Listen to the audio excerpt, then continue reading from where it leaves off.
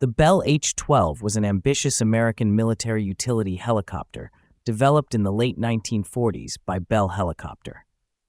Although it never reached mass production, it played a significant role in early helicopter engineering and military aviation experimentation. Development began in 1946, evolving from the civilian Model 42, itself a scaled-up concept based on the successful Model 47, the first commercially certified helicopter. Bell aimed to create a larger, more capable aircraft for military roles. The United States Army Air Forces ordered prototypes under the designation XR-12, Company Model 48.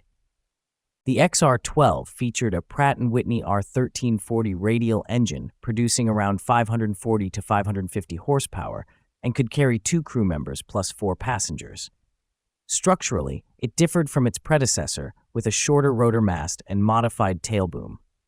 Early expectations were high, and an order for 34 production helicopters, R-12A, was placed. However, persistent engineering issues quickly undermined the program. Bell attempted to improve performance with the enlarged XR-12B, Model 48A, powered by a more powerful 600 horsepower engine. This version could carry up to 8 passengers and introduced a redesigned cabin with a glazed nose and expanded cargo space. 10 pre-production YR-12B helicopters followed for service testing. Despite these improvements, the program suffered from major rotor system failures. The main rotor experienced blade weaving, and the rotor governor performed poorly, causing instability during flight. These issues delayed deliveries and required constant redesign efforts. Even with military support to resolve technical challenges, reliability remained insufficient for operational deployment. No production H-12 helicopters were ever built. The United States military canceled the R-12A order in 1947, and no further procurement followed. The prototypes and pre-production aircraft were instead used for research, testing, and evaluation across multiple bases.